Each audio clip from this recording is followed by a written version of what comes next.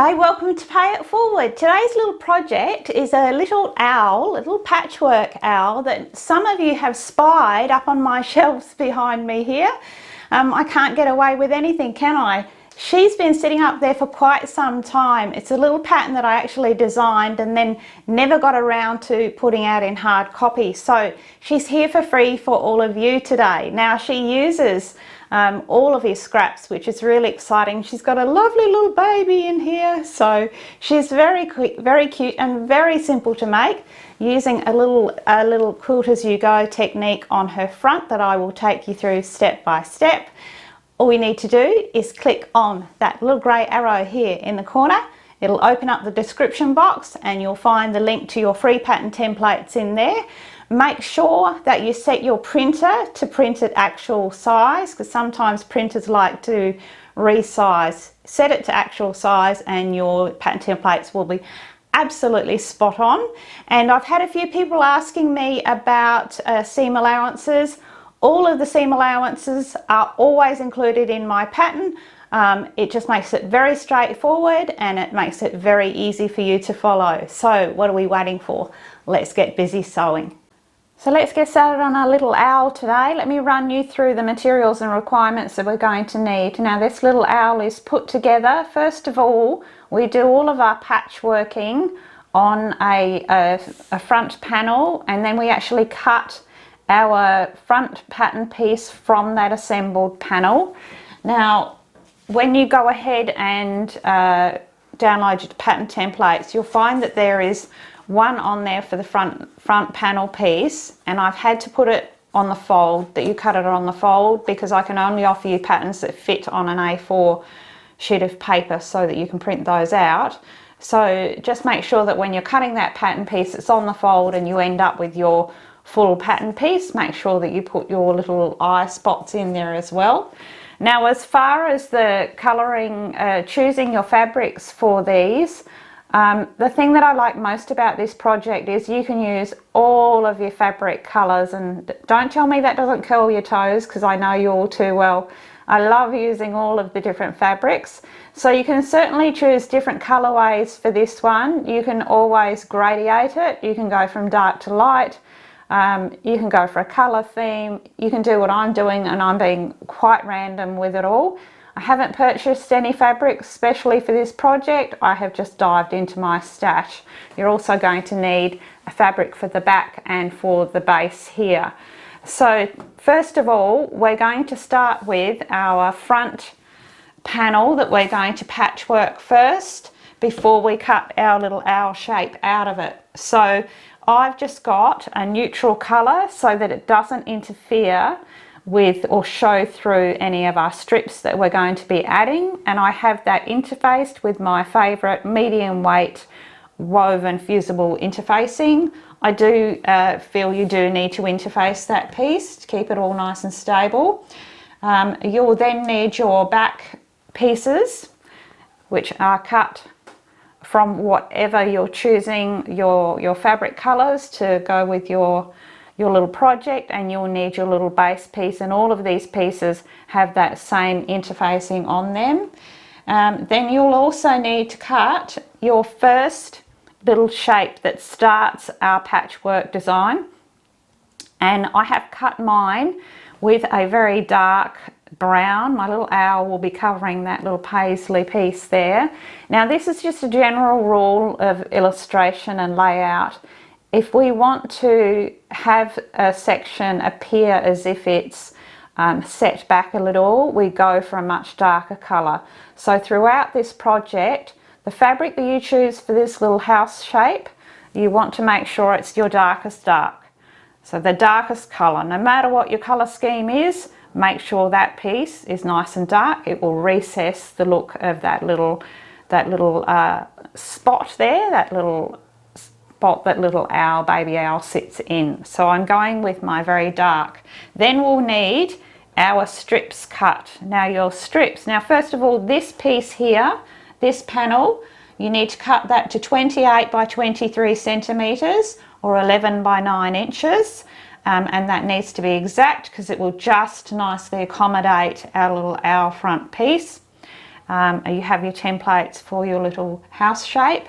Your strips, they are all cut to 2.5 centimeters wide or 1 inch, and the length doesn't really matter. You won't need anything over 12 inches or 30 centimeters. We trim it off as we go, so I always make them too long. Now I've got about 30 here, just so I've got some to play with and to really try out some little colorways as I go, and we will be trimming off the excess. So once we have our little front owl panel done, we're going to be needing our little eye pieces. This is a little owl that I made quite some time ago, years ago actually. So I'm just updating the look slightly. This look is lovely, it's very homey, and it's very more of a primitive look with just using the buttons there. This time I'm going to be updating that look just a little bit, and I'm going to be adding my little iris pieces here, just for a slightly more modern look, something more like on my little owl Tiva here. And I'm going to be adding, I'm using safety eyes. You can use little black buttons, that will work just as well. And these pieces of course have fusible webbing applied, your heat and bond, so we're going to be ironing them on, as does this little piece. Your strips are just cut from plain fabric, no treatment on those at all.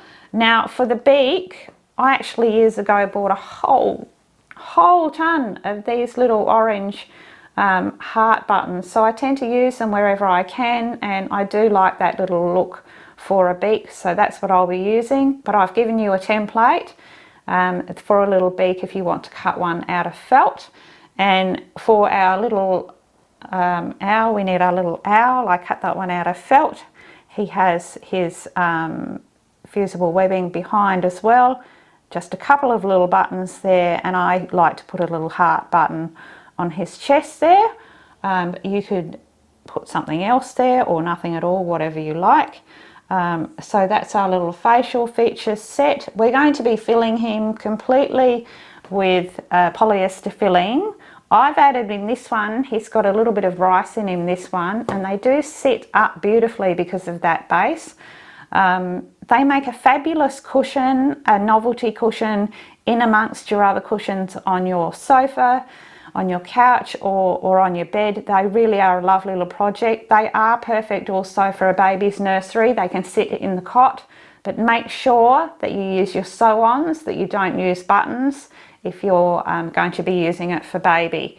So those are our basic materials that we're going to need. Of course, we need our polyester filling, and then we're going to begin by starting our work on our little patchwork front. So our first step is to take our little pentagon, our little house shape, which has our fusible webbing behind, and we're going to sit that one exactly 6 centimeters from the base.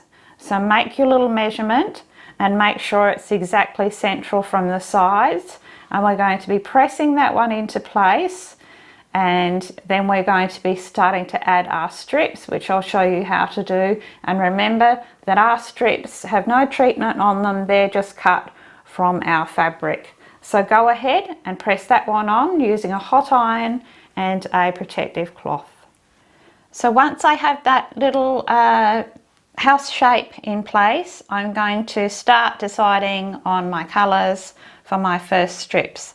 Now I'm going to go with colours that really frame up and are quite different from that dark colour, again, so that we're really going to highlight that little dark shape there. We might lie Mama down so that we can see her throughout. She's a mama, I'm sure she needs a rest. So we're going to start by, and again you see it really doesn't matter the length of these.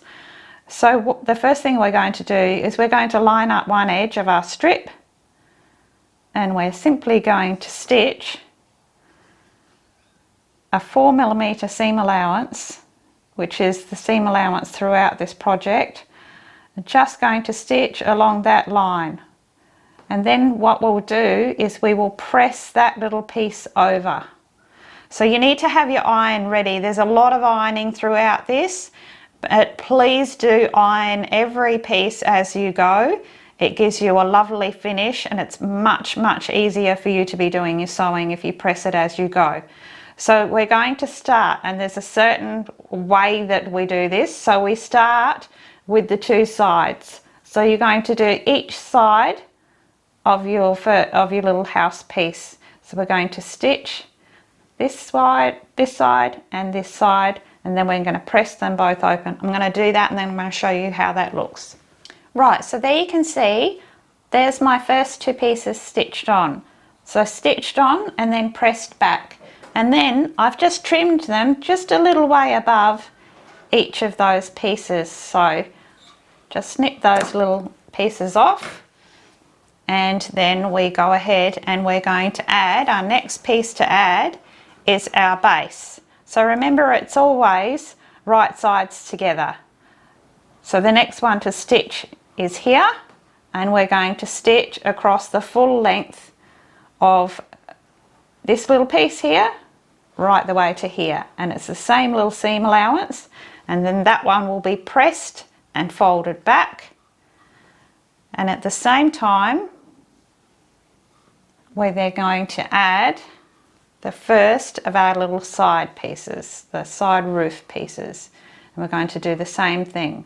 So we're going to stitch right the way to the edge of that piece up to here, and then we'll be able to fold that one over also. So we can go ahead and add our next two pieces. And those are my next pieces. They have been pressed and they have just been trimmed just beyond those little edges there. So we started with our side pieces, our base piece, one of our sides. It doesn't matter which one. I start with my left, and then I do my final one is on the right of the roof. So again, I'm just going to be stitching from here to the edge of this underlying piece there. So just another stitch there, and then this one will fold back. We will press it and fold it back, and that will create our little house surround. And then we're going to build from there. Now I have my little house. My initial first little house shape is surrounded on all sides. So all we have to do is continue with, we just repeat that same little process. So again, we're going to do our sides, and each time our sides get a little longer because we're going over the last piece that we did. So again, I'm going to do my sides, and I can start using some stronger colours now because I've highlighted around my little dark area. So again, always sewing that outer edge right the way to your pattern pieces. They will fold over and they will start creating our little framework. I'll then do my bottom piece, my left one and my right one. So it will keep going and creating that lovely overlap all the way up, right the way up. And you'll find that as you keep adding your pieces in that repeat order, you will get to the point where you can't go any further, where your little front panel is all covered, and you'll still have room at the top, and then we will just be adding our roof pieces all the way up until that little panel is completely covered. Don't worry if you've got overlap. We need this to be completely covered. We can just trim off the excess. So here is where you can start thinking about, as you start moving upwards, you can be getting your little template and checking to where everything is going to be laying. If you're going to be going for a colourway and you're starting to graduate your colours, if you're going from dark to light, you can start seeing where that needs to happen based on your little template. As I said, I'm keeping mine all very random and all very colourful. So we just go ahead. I'm going to give you a little progress report. I'm going to keep adding my pieces for a little while and then I'll show you how it's looking. Okay, so let's have a little progress look. So you can see that I've been just continuing adding my strips in that same little sequence, and I've got to the point now where I've covered my little front panel. A little bit of overlap there, that's fine. And so this section is all covered. So now all I'm left with is continuing on with my top little angled pieces.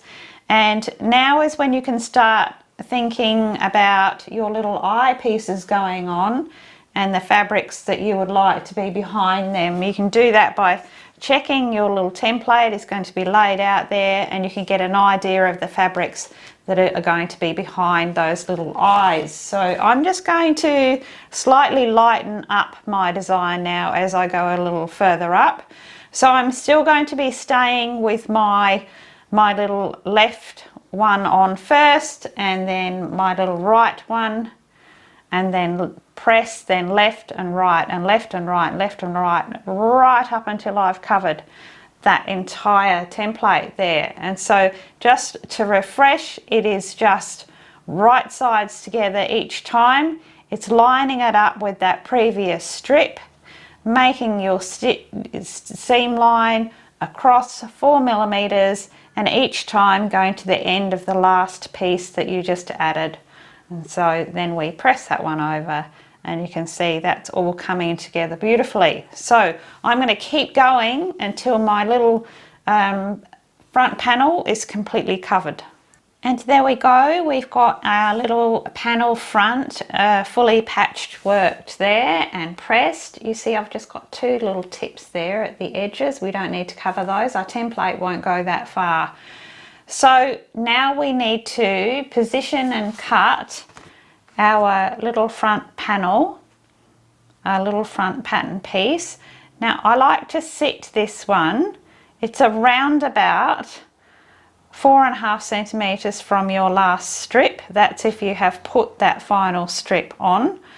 So possibly around about 4, but you want to have enough space here. You don't want this little, once this little owl is sitting up, you want there to be enough space here between that little base of that owl and the little base that you're going to sew in. So around about 4.5 is about right. So I've put a little pin in there, and I'm now going to also, I want to line up this little meeting point here. I want this to sit very centrally on my little owl so that we get this little effect here where everything is all nicely lined up at the center, and a little beak will go in one of those little sections there. So what you can do is you can drop your little template down, and I've got my first point there. You can see my first little point, and I can line it up with a fold in my little pattern template so that I know that I'm getting that all nice and straight, and that line will follow right the way down. So I will just use my marker and I will trace around my shape and cut that one out, and then we will have our front pattern piece. You should now have your nice little owl front shape, and we can go ahead and start with our little details on our front panel.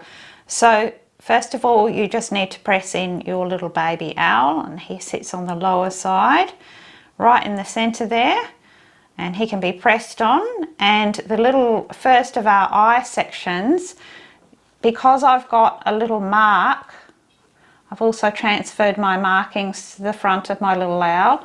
I'm able to pop a pin through the center of that hole, and I've also made my center marks on my first eye circles, and I can pop my pin straight through there, and that will help you get the exact positioning for those little eyes, and they'll be perfectly even. And we'll do the same on the other side.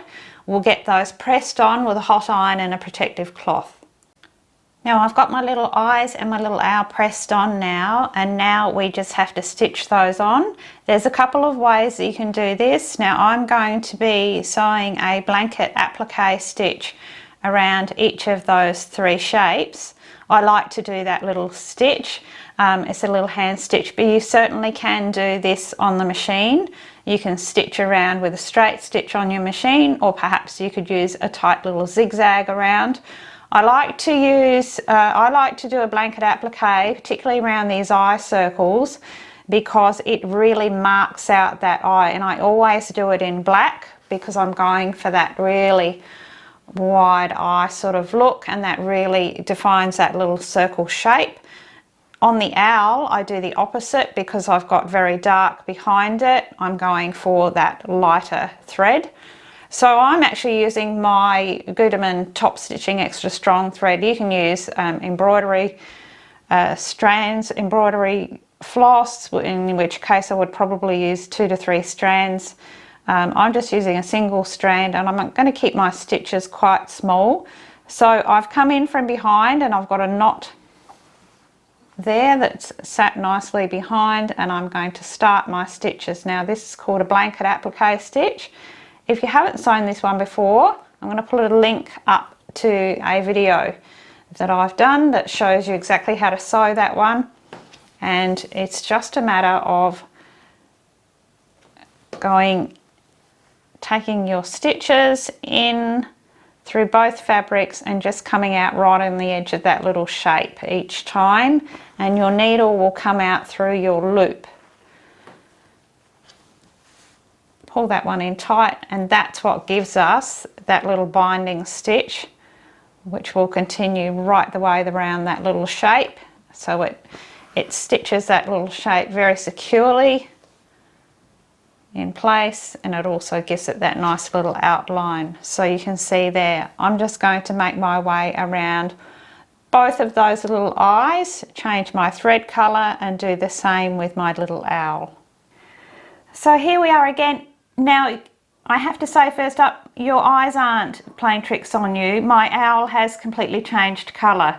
The reason for that is I actually filmed the rest of my owl, and there was a small technical issue with my microphone. And when I say there was a small technical issue, I hadn't turned it on. So I filmed my whole owl, and I didn't realise that you couldn't hear me. So I have made up another little owl. The good news is we get to see this little owl in another colourway, perhaps not in those natural colours, and you can see that she comes up really lovely. So let's just continue on. My other owl will make an appearance at the end. She is just the lovely little fill-in for now. So we were up to here, and we have just sewn on our little eye sections and our little owl. I've now pressed on my little iris pieces. If you're just going to be sewing buttons onto your owl for your eyes, you can absolutely just do that, and you can go ahead with that. I'm going to work the same blanket applique stitch around these little iris pieces with my extra strong thread again, and that will be the same stitch. I will then go ahead and add my little eyes for my little owl, the little heart button, and the little buttons at the tops of the eyes. So there you can see I've got my little irises stitched into place, and I have added my little black eyes. I like to bring them towards the centre at the top a little bit, a little quizzical look there. And I've used a button for my beak. If you're using your little piece of felt, of course you just need to iron that on and stitch around it just as you would with the eyes.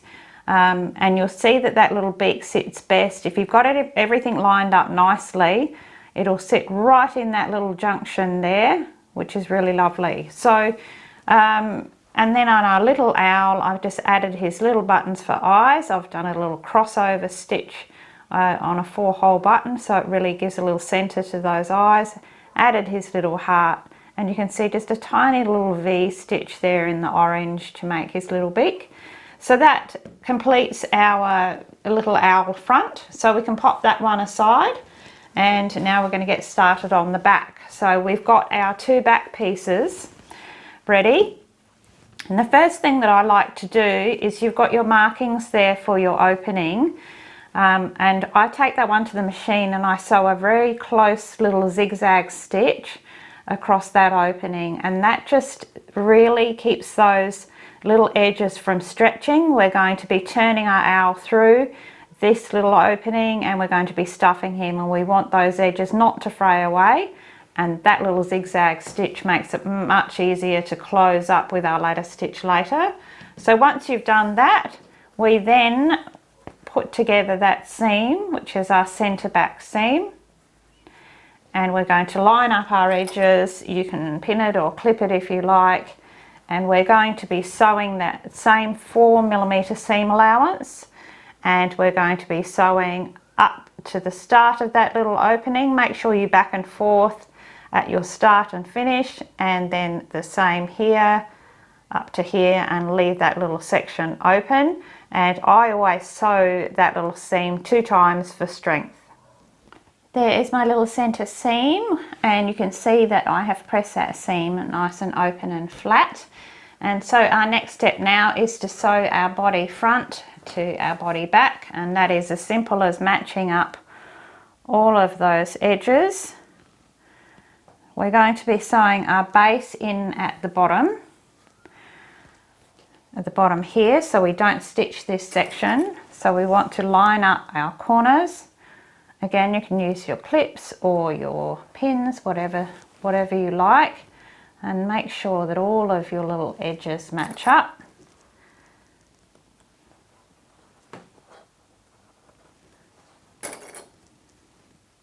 Pin and clip that right the way around, and then we're just going to stitch that same seam allowance, 4mm, and that is from that base there. Make sure you back and forth again, right around that top edge, across those little ears and down to the base there, and back and forth here. And again, that little seam I sew 2 times. Once you have that seam sewn, if you've got pinking shears, it's a good idea to go around that whole outside edge, especially on those little curves. If you don't have pinking shears, definitely clip into those little curves with the tips of your scissors. It just helps us have a nice rounded finish. So now we're going to add our base into the bottom of our little owl. Now, a lot of people find this to be possibly the most challenging sort of thing to do, and it's not challenging to sew once you know how to pin it in well. So I'm going to show you the little tricks for pinning in a little gusset, and it makes it really simple. So you've got your little marks on your little base piece, and make sure that they're on there. That little mark we're going to line up with our side seam. You can see I've pushed that little seam nice and open and flat, and we're going to line that up exactly there on that mark. So we take our pins, and our pin goes straight through that centre mark, straight through that seam, and it goes through both layers. Then I just flip it over, and I'm going to take my pin and I'm just going to take up a little bit of fabric, and then I'll push my pin head all the way down, and that clamps those 2 edges together. So we're going to repeat the same on the other side. Open up that little seam,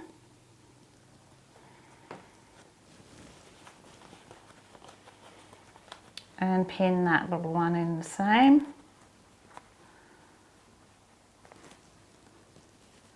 Pin goes straight through both, turn it over,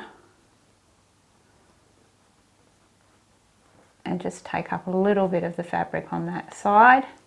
Push your pin head all the way down. Now from there, all you need to do is travel around,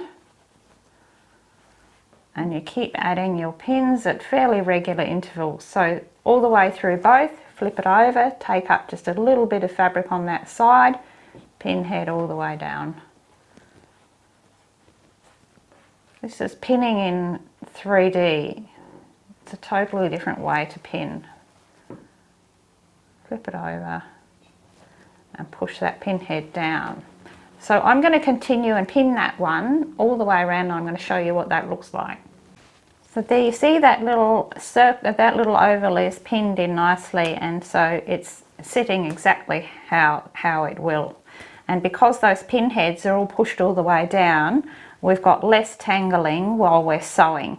Now the next step with this one, now you will also find if you've kept to your seam allowances, that little oval shape will fit in there absolutely perfectly. I'm an absolute perfectionist when it comes to giving you patterns that fit. I think an ill-fitting pattern is useless to everyone. So you can feel confident that they are going to, that little oval will fit in there beautifully. So my next step is, I always now take my extra strong thread and I will go ahead and sew an overcasting stitch, which is just a simple, some people call it a whip stitch. We're just going over the edge of that little edge there, and that allows me to remove my pins, and it makes sewing that seam, because this isn't actually sewing the seam, this is just holding this little oval in place. And I'm going to make my way around to that whole little base shape. And if you think we might give this little tacking stitch a miss, trust me, a couple of minutes that it takes to do it, it makes it so much easier for you to go ahead then and sew that seam. So I'm going to go right the way around. And there I have my little base piece just stitched in there, just tacked in. So now we actually have to sew the seam. Now the majority of this piece you can get under the machine. So probably from about here, you can tuck that one under the machine quite easily. And I always sew this seam 2 times as I did with the rest of them. But these little top curves, they're tricky to get under the machine and not get puckering. So I always like to just sew these top little curves just to make it easier. So I've got my extra strong thread, and I've got a knot in the end, it's a single strand, and I'm going to come in from behind on my seam allowance, which is the same 4 millimeters, and I've come in from behind my first stitch across, then I'm going to come back again to where I started just to really anchor that stitch in. And now we're going to travel the length of our next stitch, coming from behind and then back into the hole that we just came out of. So this is called a stab back stitch. It's the strongest hand stitch. We use it in professional teddy bear making, and it's very easy to do. And I have a video that shows you exactly how to do it really up close. So I'm going to put the link up there for you. And you can have a look at that, but you can see that it's a fully linked stitch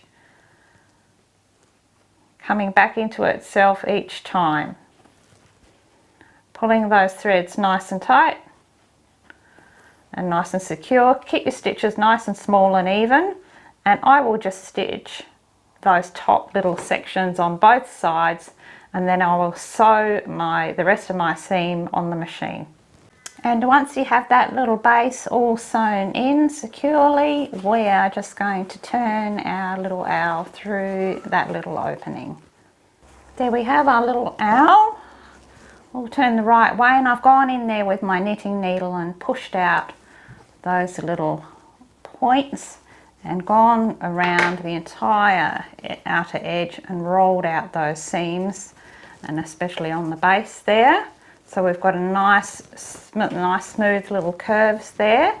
So our next step is to fill our little owl. Now stuffing is it's sort of an art in itself. It's very hard to teach people how to navigate stuffing. The best I can do is give you tips. So stuffing is something that the more you work in 3D, the more you get used to handling the stuffing, and you understand its properties, and you get to know what it will do and what it won't do, what it does do, what it doesn't like to do. But it really is about handling the filling and understanding it. So you'll get, it's one of those things that's practice makes perfect with stuffing. Now you can see here that I've got the little tops of my ears, and that's the first section I've gone to. I'm using my forceps because it helps me get it right up in there. When you're filling an item that has a little area here that opens out into a large cavity, what usually happens is that filling doesn't want to stay up there. It wants to drop naturally down into here.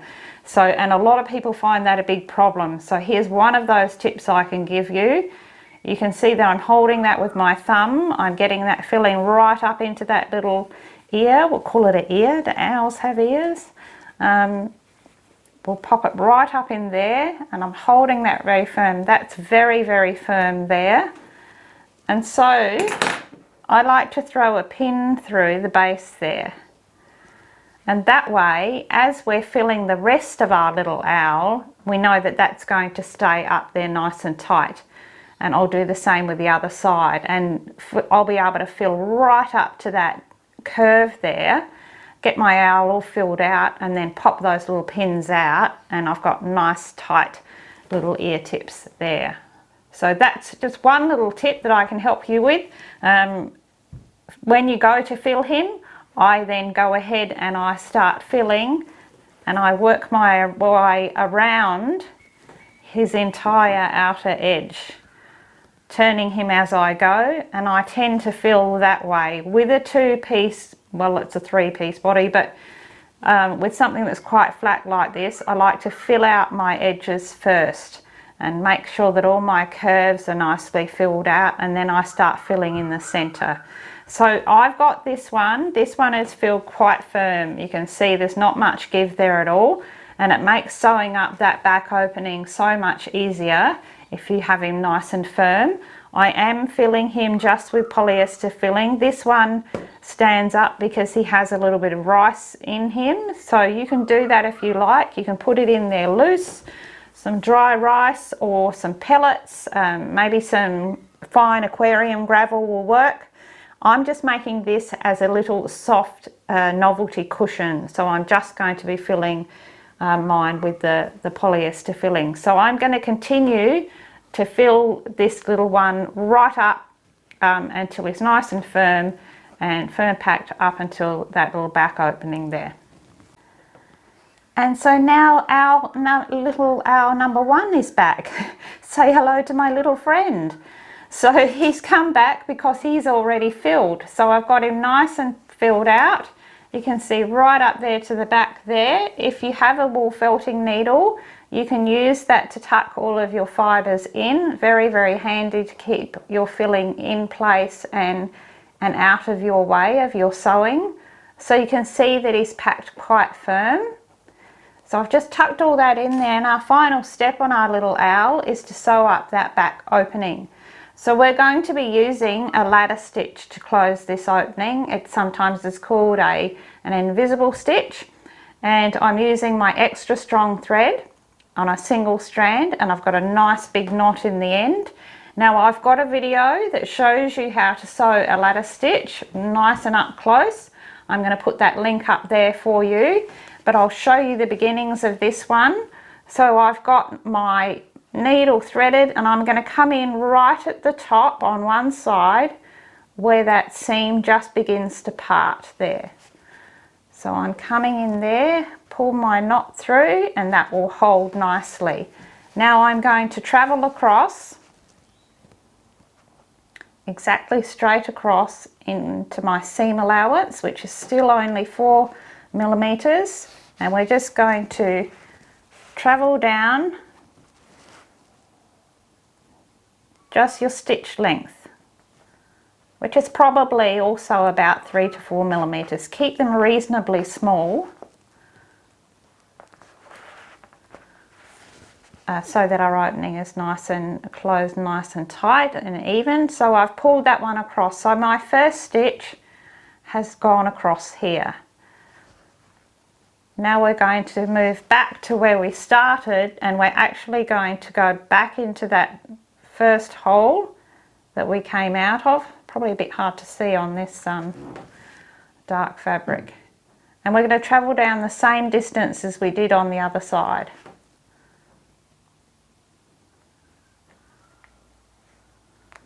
Normally I would have this gripped on my lap, so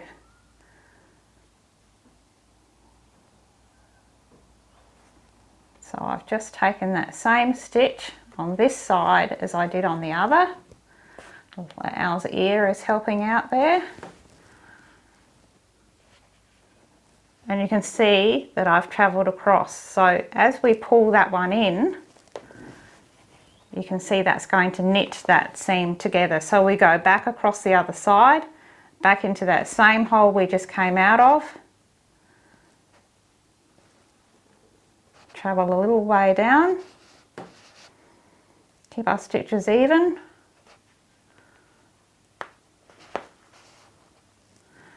And as you go, you want to keep on pulling in as you go. It will naturally relax a little as you let go, but you don't want to get this far down and then try and give that a good yank to pull everything in, because it will not close up properly.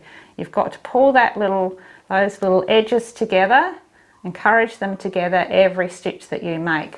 So I'm just going to travel down right the way the length of that one till I get to here, and just finish off that opening. And there we go, that little ladder stitch has closed that little back up nicely, and you can see that's quite invisible once you get used to doing them. It's one of those stitches that practice makes perfect, so if you feel that it's a bit daunting, it's just one of those things. The more you do them, the better you'll get at them. So I just think it's a good excuse to make more things, don't you? So there we go, that is our beautiful little finished novelty patchwork owl cushion. I think she's absolutely gorgeous. And of course, I promise you I will get this little one filled, and I'm sure you'll see her up on my shelves in the very near future. After seeing these colours, I realised just what a lovely gift this would make for a new baby's nursery in those real soft little colours. You could even go more pastel than that. I think it makes a wonderful gift, and this one has been with me absolutely for years, and so many people have come through my workroom and just said, I absolutely adore that little one. So if you're looking for a great gift coming up, give this one a go. Thank you for joining me. I hope you've enjoyed it. Well, thank you all for joining me today and making up little Mama Owl. I hope you've enjoyed making her. She's a very quick and easy pattern. I'm sure you'll find lots of uses for her, and she does make the absolute perfect gift. Thoroughly enjoying using the fabrics and playing a little with the patchwork and so on. So there's going to be more. A lot of you are asking me for more fabric patterns, so I'm working very hard on that. If you've requested a little pattern or a little design and you haven't seen it yet, it doesn't mean I'm not working on things. I have to make them user-friendly for everybody, so stay tuned and you might see your little request pop up. In the meantime, you could follow me on Instagram and you could see all the behind the scenes work that goes into my channel here, and my designs, and a little bit about the other things that I like to do. I love seeing your pictures of your finished creations. You're doing such amazing things with my patterns. I'm loving it. And I'm pinning all of your special creations on my Pinterest board. You can follow me on Pinterest. It's just Lisa Pay. And you can see the board is called You Made It, and all of your beautiful creations are up there. We need to show them off to the world. It's a great little positive community, so check it out. So moving forward, yes, definitely more fabric patterns because I'm loving them. There's going to be a patchwork kitty, much like my little dachshund, so look forward to that one. Another stash buster, so that's awesome. I've got another sweet little vintage pin cushion coming up, so make sure if you haven't subscribed, please do, because I'd hate for you to miss any of those free patterns. So make sure, everybody, moving forward, that anything good that comes your way, all good things that happen to you in your day, pass them on, share them, and remember to pay it forward. Till next time, it's Huru from me.